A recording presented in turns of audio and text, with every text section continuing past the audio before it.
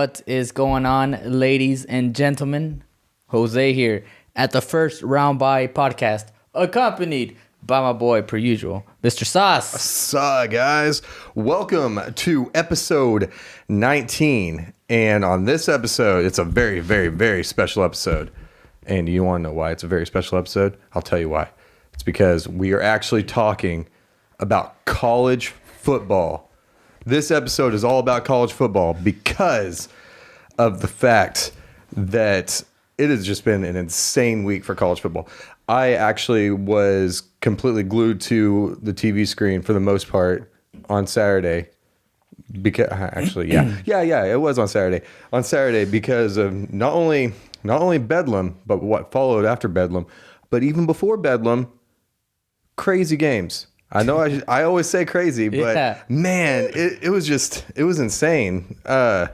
There's just so much to unravel. Dude, and like I said, I don't follow college football as much as I follow NFL. Granted, I do still follow college football, but I don't remember a season where it's been nuts like how it's been so far. Like, we got freaking every week there's a new top four in the freaking, in the college football playoffs.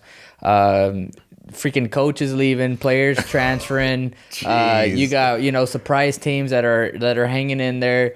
Like, it's just been a crazy, really past whole season, really. Yeah. But I was about to say, I haven't been following it a super amount, but obviously the thing that drew me in initially was whenever it was Auburn, right? That had the lead against Alabama.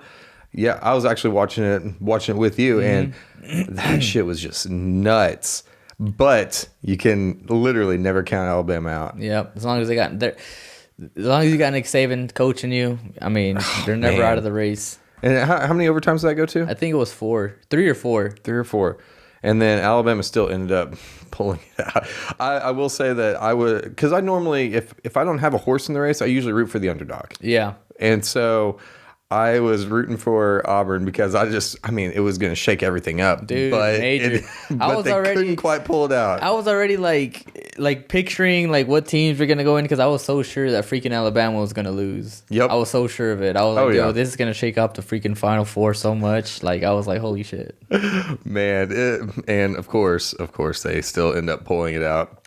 But the quarterback, I know his last name's Young. Oh, Bryce Young. Yeah. During that last drive to put it into overtime, he played phenomenally. Mm-hmm. He was spot on. Now, granted, didn't they have a few penalties that kind of helped ease them into it, or am I thinking of a different game? Man, I can't remember, to be honest.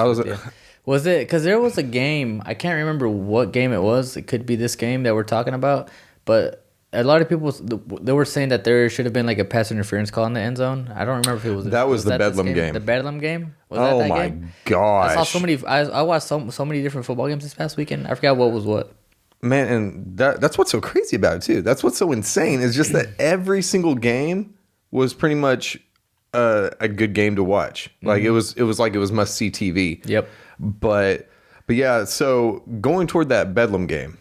So one thing that really, really frustrated me, whenever I'm watching football, I have always been one to I like a good clean game, and I don't like it whenever. Now, see, I don't buy into that whole thing where people are saying, "Oh, the refs always screw us over." "Oh, the refs always screw us over." Mm. I don't necessarily believe in that, but oh my God, all of the bad call, and I think just maybe the magnitude of the game made it even worse for me. Because I'm sitting here watching the game and I see like a blatant pass interference thing, and I'm like, "Ref, you gonna throw the flag?" And they're like, Nope, that's good. That's fine." And I'm just like, are you kidding me? You just called a ticky-tacky play just like 2 seconds ago. Yep. And yet all of a sudden now you're just gonna be like, "Okay, yeah, let's just let them play." Yeah, that was clean. But yeah, and I don't remember there being so many big game-changing calls going both ways. It wasn't just OSU or it wasn't just OU getting the bad calls, but it was just a poorly officiated game.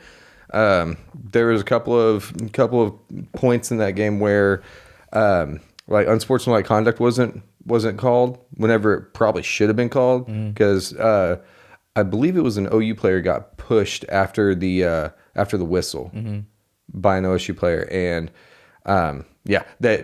they threw the flag initially and then picked it back up. What? Yeah, they picked it back up. They were like, yep, just kidding. Everything's good. And literally everybody's just like, are you kidding me? Yeah. Like me personally, I'll root for the Oklahoma team if they're playing against somebody else. So if OSU's playing somebody, then I'll root for OSU. OU's playing against somebody. Now OU versus OSU, sorry guys, but I don't really have a horse in that race because kind of like I mostly follow NFL. And so diehard Titans fan, which I have to mention every episode. But since I am a diehard Titans fan, then it's one of those things where I can't even think of the word right now, but like I said, I don't have a horse in the race. So I watch it with an unbiased eye. Right. But man, there were so many awful calls in that game. No, but still, shout out to OSU for holding on and actually winning that game because that was such a nuts game. Mm-hmm. Did you get to watch it? I did. I think I started watching the beginning of it, and then I was like off and on watching the game, and then like towards the end of it, I was definitely glued to the TV. Oh yeah. Mm-hmm. And Williams almost pulled it out. Yeah. He almost did. I personally thought that on that last long run that he had to get them into field goal, I was like, bro, this is it. OU's going to win this. Yep. They're going to pull the rabbit out of the hat. Yeah. I think that's I was like, is that the saying? But it ended up not happening. And of course, OSU wins. First time in like, what? 6 years? 6 years? Something like that. That is.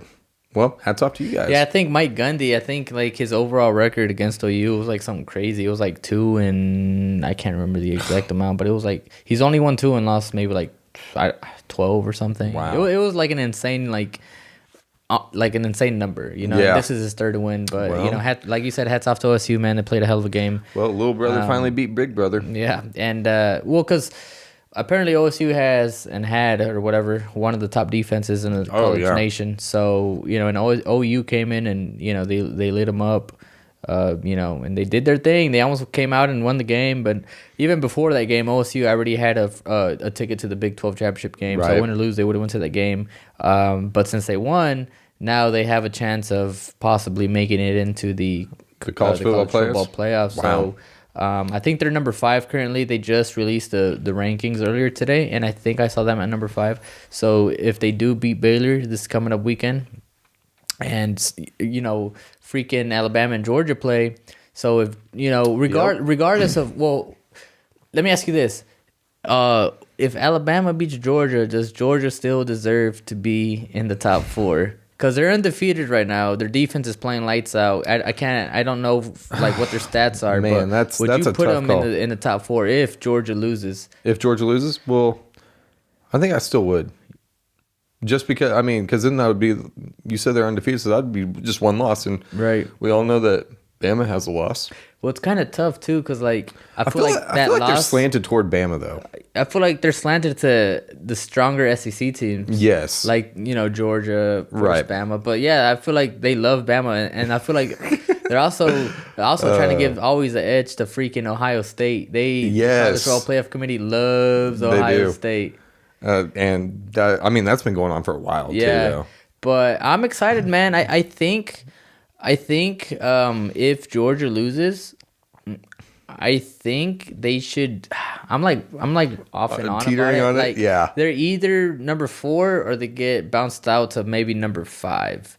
Because if OSU wins, so who's the top 4 right now? So you got Georgia, and I don't know like the exact rankings, but you got Georgia, Bama, Michigan State. No, not Michigan. One of the Michigans, I apologize, don't know which one, but one of them. The Wolverines, whatever. That's regular Michigan. Regular Michigan. And who the hell is the other one? Cincinnati. Oh, wow. Yeah, I'm pretty sure. Yeah, I think it is Cincinnati. Yeah, so you got them in I don't think they're getting a whole lot of love right now, are they? They're in the playoffs. That's enough love they need. I was about to say, yeah, for sure. As long as you can get into the playoffs. But man, it's gonna be an interesting week, man. I'm kind of rooting for OSU. Oh, I really am. I am, especially since they're the only Oklahoma team left. Well, because not only that, but people always talk shit about the Big 12 teams. Big 12 doesn't have defense. Big 12 this, Big 12 that. Obviously, my horns are in the Big 12, so even if OU was representing the Big 12, I would be rooting for OU. Like in the past, whenever OU was in the Final Four, I was always rooting for OU. Believe it or not. I always want a Big 12 team to kind of show out and show these cats that they can hang in. We're not there. a pushover. Yeah. With the SEC teams and stuff. But yeah, rooting for OSU, man. Hopefully they get into that Final Four spot. Baylor's gonna be a really tough team to beat. They play really hard, really physical. It's gonna come down to the wire, man. But yeah, that's gonna be a good game. Oh yeah. But dude, let's talk about Lincoln Riley. I was literally about to segue into that because that is the big news. Let's talk about Lincoln Riley. So okay, let me ask you this real quick. Upon the news of Lincoln Riley jumping ship from Oklahoma, who do you think is hated or was hated more, Lincoln Riley or Kevin Durant whenever they left? I think Kevin Durant for sure.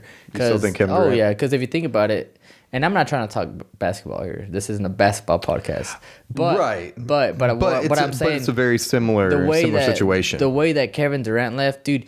You were up 3-1 against Golden State Warriors. Mm-hmm. You blow that lead. You're the head honcho of that Oklahoma City Thunder team, and you leave to the team that freaking beat you. Yeah, that's a similar situation, but a different situation. Right. You know what I'm saying? Well, and the only reason why I ask you that is because there have been hella memes about it, like basically it would show Lincoln Riley's face, and it would transform into Kevin Durant. No, and it's funny, and I saw something earlier, and it was like someone said, "Why is Oklahoma always the ones that's getting shitted on or something?" Because I mean, Kevin Durant bounced on us now, Lincoln Riley. Oh yeah, but we gotta give some Oklahoma some love. But yeah, so did you see the deal that he accepted?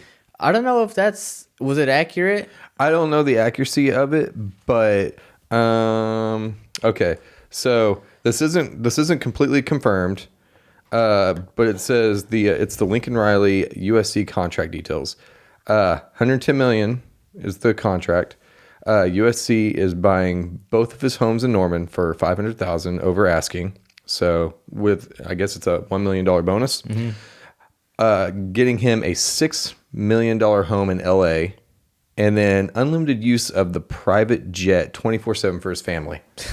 Dude, like if you don't take that deal, you're stupid. You're stupid. Yeah. Wait, and not only that, Norman, Oklahoma, or Los Angeles. You know what I mean? LA, yeah. Like it kind of going back to the KD situation, Oklahoma City or the Bay Area and San Francisco. Yeah, you know what I mean. And as much as I love Oklahoma. I mean, I would take that in a heartbeat because it's like the thing is too that a lot of people seem to not realize, and a lot of the reactions were those emotional in the moment reactions, So I saw I've got a lot of friends on social media that were pissed about it, like it was nuts. But you also have to put yourself in his shoes. I mean, this is literal life-changing money, absolutely life-changing money, and. Like I said just now, if that were me, I mean, peace. Love you guys, but sorry, I'm following the money because I mean, you're never gonna get a deal like that again. Mm-hmm. I mean, but the only thing I would say that's kind of weird about it is that like, what has he done to earn that? What do you mean? I mean, I see what you're saying, but at the same time, where's the pedigree? Because from what I can tell, okay, and mind you, this is coming from a guy who. I mean, I don't watch a whole lot of college football, so a lot of this is hearsay that I've heard from other people. So obviously, correct me if I'm wrong. But the way that I look at it, this is more of a. So he hasn't won any big championships, has he? But here's the deal: coming from, I get what you're asking. He hasn't won any big championships. He's won the Big 12. I want to say every single year that he's been the OU head coach, he's won the Big 12 championship. Okay. Except this year. I could be wrong. I'm not an OU fan, so I don't know the stats to a T. Which that's fine. But what I'm saying is, if you're Lincoln Riley and you haven't won a championship and they're throwing this offer out to you, you better jump on it because you haven't won a championship. Absolutely. So whenever someone's throwing you a stupid deal like this, you better hop on that. Oh yeah, you know you what take I'm saying? it. I guess my main question, like, I wasn't questioning him. I was questioning mostly USC. Well, like I said. I don't follow USC a lot, right? But they're doing it probably based off of potential.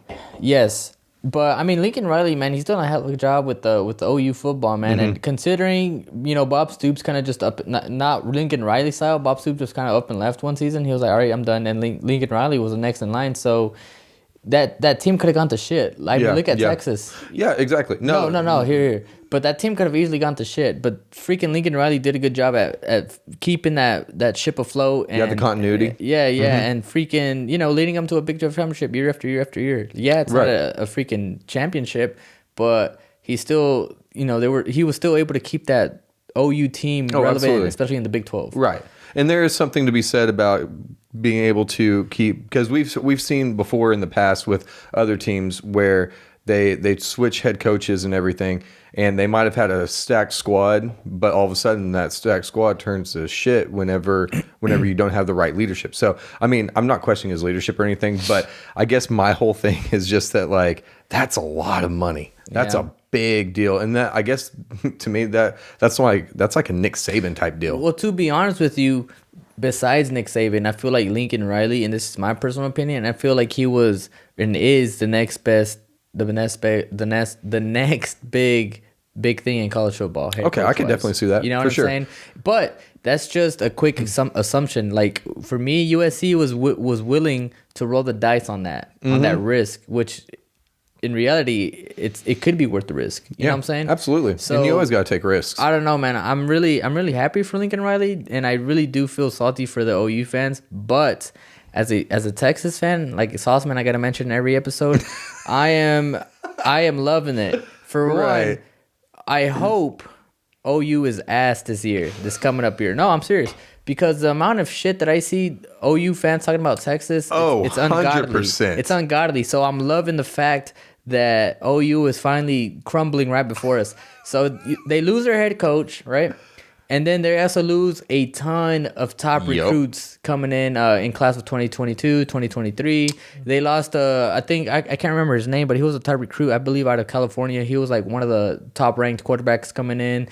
They lost one of the top-ranked running backs coming in. I think he was out of Florida. I can't remember their names. And Rattler's transferring. Which I don't blame the guy. We all saw it coming after the Texas game. And I'm going to get to that in a second. And a bunch of people are entering the transfer portal. What's his name? Hasselwood is leaving. Freaking. They're losing their offensive and defensive coaches too. Yeah, right? I'm telling you, OU is in shambles right now. So this is gonna be a really interesting season. Yes. And I'm loving it because Texas, believe it or not, they're actually on the rise. They have I can't remember what number or statistically, but they have a really good 2022 recruiting class coming in. Ooh, okay. And I don't know, man. Texas is slow, and I know a lot of people have been saying this. Oh, Texas is coming back, but no, Texas has a really good recruiting class.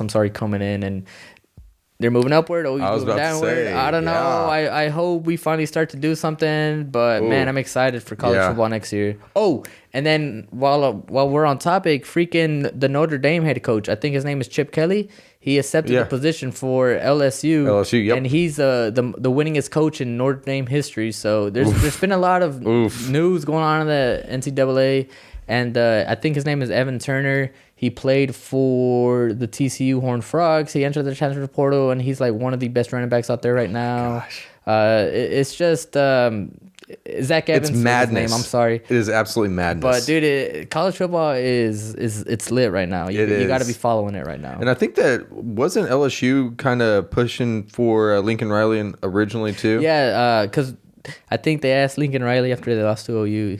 Or LSU, I'm sorry. They were like, what's up with all these rumors about LSU and you? And he shot that down real quick. And he was like, I'm staying at OU or some shit.